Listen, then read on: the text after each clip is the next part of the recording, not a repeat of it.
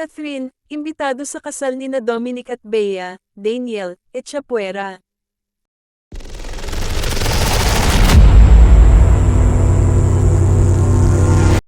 Hanggang ngayon pala ay hindi pa rin nagkakaayos ang dating magkaibigan na sina Daniel Padilla at Dominic Roque.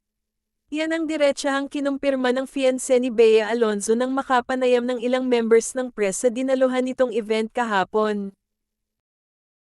Kasabay nito, nabanggit din ni Dominic na totoong invited ang ex-girlfriend ni Daniel na si Catherine Bernardo sa wedding nila ni Bea Alonzo na inaasahang mangyayari this year. May nagtanong kay Dominic kung imbitado ba sina Catherine at Daniel sa kasal nila ni Bea dahil alam naman ng lahat na naging malapit din ang aktor at negosyante noon sa Kathniel.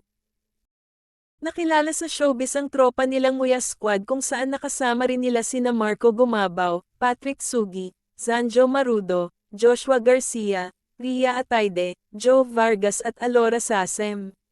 Bukod sa mga nabanggit, kung hindi kami nagkakamali, naka-join din nila sa grupo ang mga magjowang sina Khalil Ramos at Gabby Garcia, at Sofia Andres at Daniel Miranda.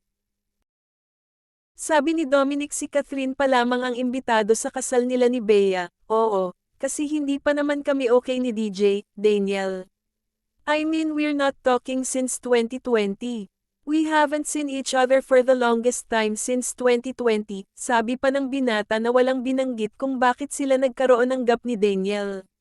Pero sabi ni Dom, pwede pa naman daw mabago ang listahan ng mga bisita nila pero sure na raw sa guest list sina Catherine, Marco, Khalil at Patrick. They are the ones I've been with since I entered showbiz. That's why I'm excited to be with them, sa wedding day, ani Dominic.